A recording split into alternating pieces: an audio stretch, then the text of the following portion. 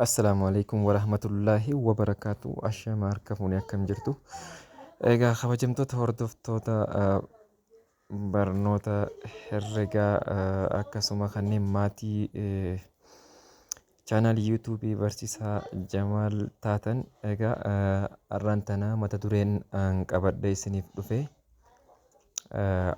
ashuura galii taaskii irra deddeebii yookiin TOT akkasumas taaskii dabalata qabeenyaa yookiin vaatii kan jiru akka seensaatti mootummaan tajaajila hawaasaa babal'isuuf maallaqa barbaada jedha.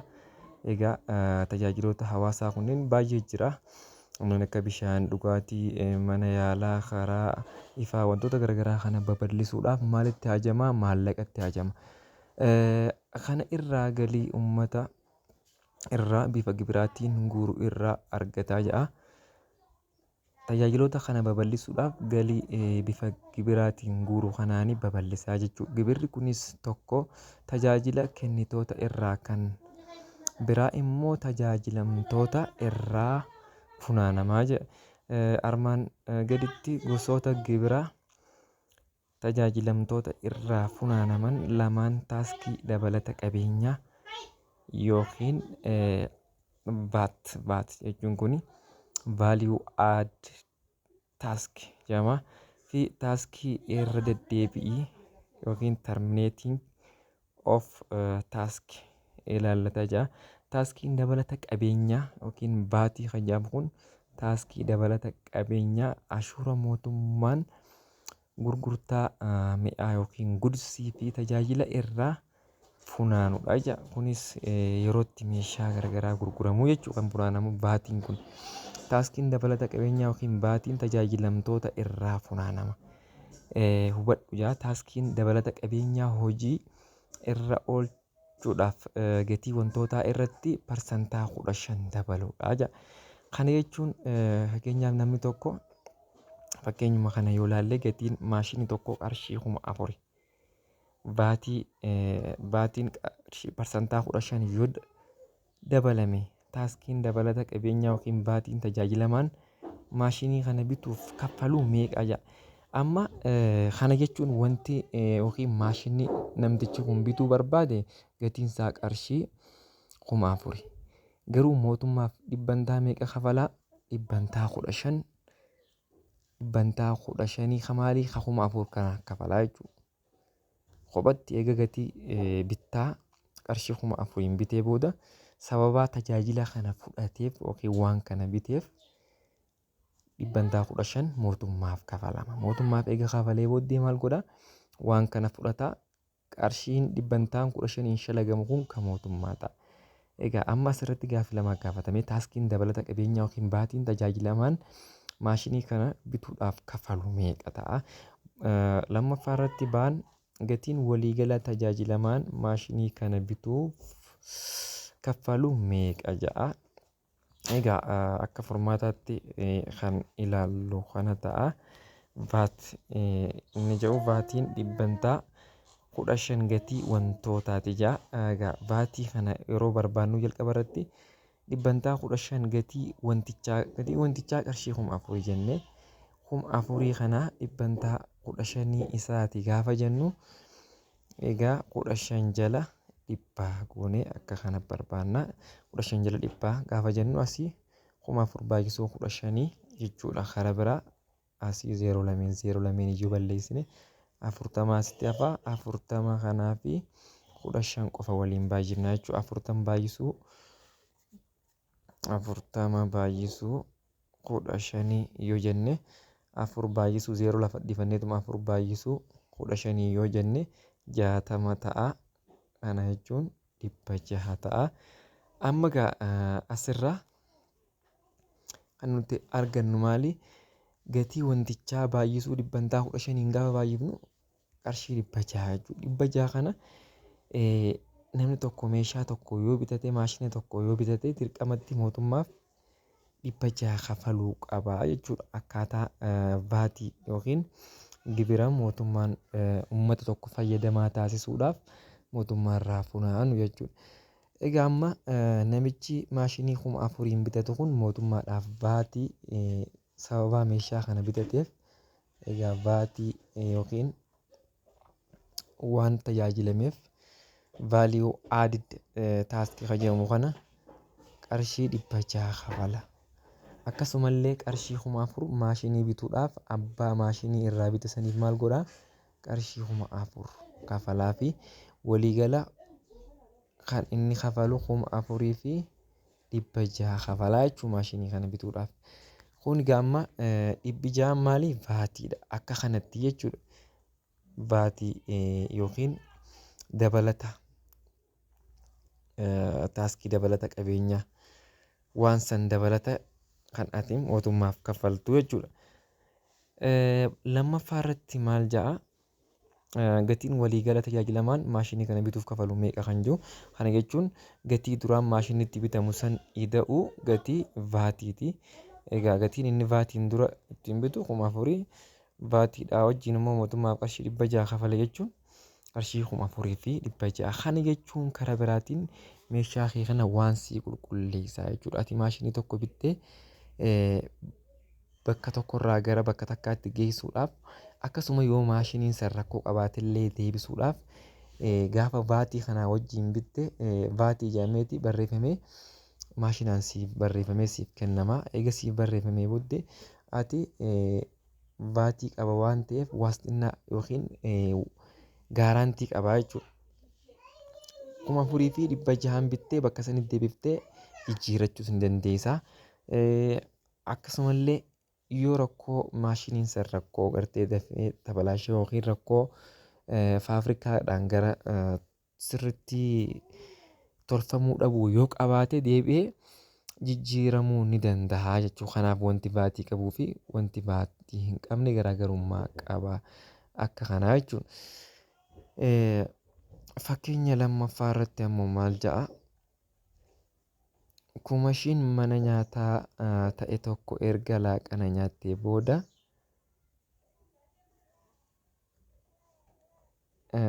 gatii nyaataa vaatii 115 waliin qarshii 200 yoo kaffalte gatiin nyaatichaa vaatiin ala meeqa ture jedha.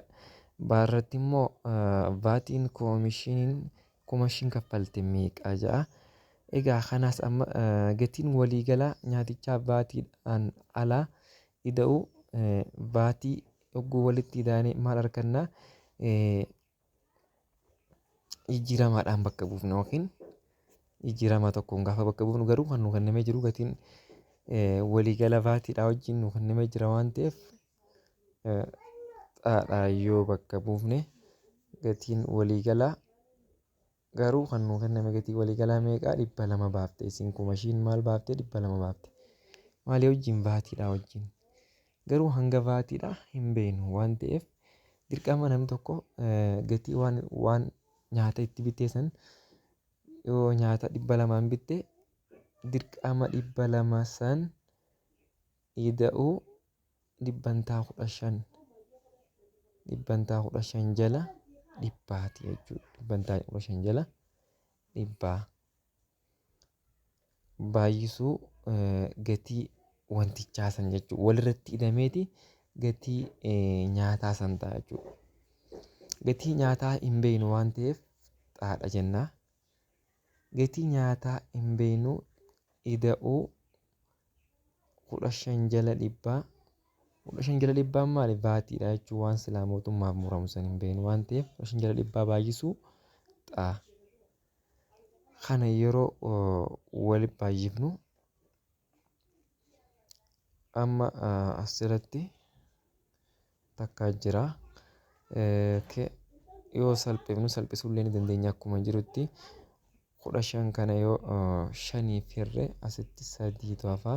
Dhibbillee yoo 5f hirre 20 ta'a.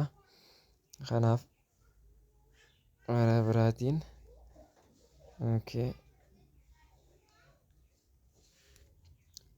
gatiin waliigala isaanii garuu 200 kan nuti irraanfachuu hin qabne. Egaa kana jennee booddee asii xaa'ida'uu gaafa salphatu 3 jala 20 jennee yookiin hirree gaafa salphifnee keenyu salphifneetis kaa'uu ni dandeenya. Asirratti maal goona gatiin waliigalaa kan 5,000 baaftee 200 jennee wal qixa ni ta'a. Gatiin nyaataa hin beeynu garuu 15 jala xaayida'uu 15 jala dhibbaati baay'isuu xaati jennee 15 jala dhibbaa kana jechuun gaafa salphifnu yookiin deesimaalitti hogguu deebifnu duwwaa tuqaa takka 5 ta'a. Kanaaf asitti xaayida'uu duwwaa tuqaa takka 5 baay'isuu xaa jechuun xaa'uma ta'a.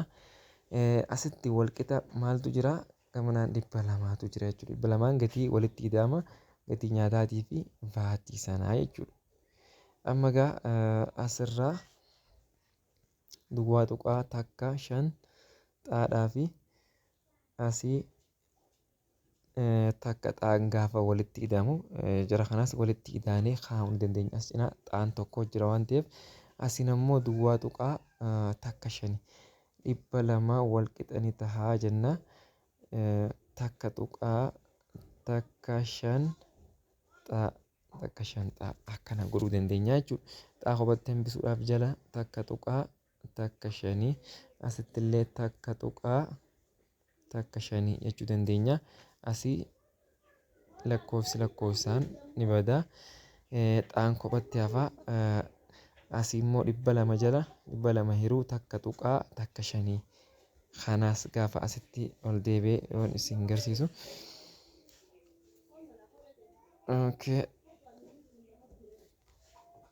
Xaan wal qixa ni ta'a 200 hiruu takka tuqaa takka 5 200 hiruu takka tuqaa takka 5ti gaafa jennu 200 gaafa takka tuqaa takka 5 kana jechuun karaa biraatiin 200 hiruu 115 jala 100 akka kanaas godhuu ni dandeenya jechuudha.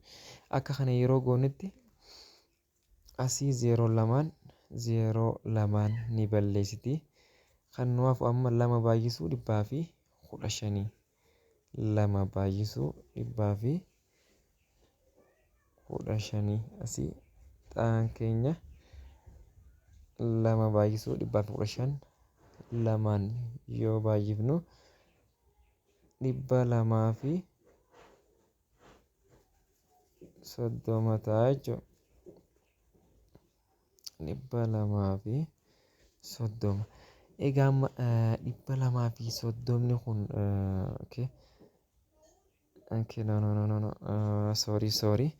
sorry asirratti dhiifama wanti godhuu qabnu xaan keenya wal qixa ni ta'a 200 jala takka tuqaa takka 5ti gaafa jennu kana jechuun 200tu hiruu eenyuuf hiramu jira 200 hiruu 100 fi 15 100 fi 15 jala 100ti.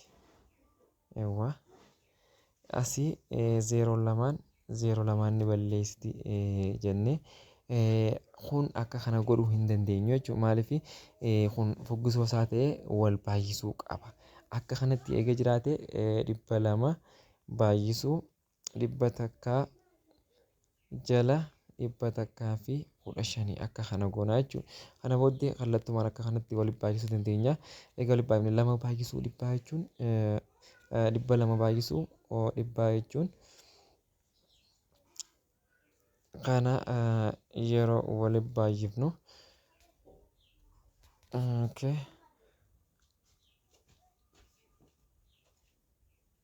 karaa biraa kun 20 ta'a. 20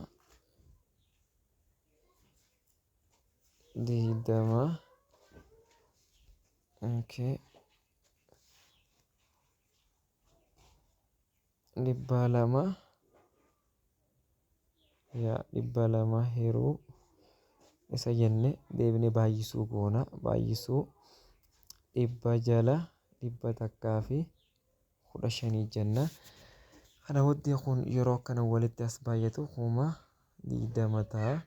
Kana jechuun 20 jala dhibba takkaa fi 15 gaafa hiramu gara 173 ta'a jechuudha. Kun jechuun gaagatii nyaataatu gara 173 jechuudha. Qarshii 173. Kanarraa kan hafu gaamba gatii nyaataa argachuudhaaf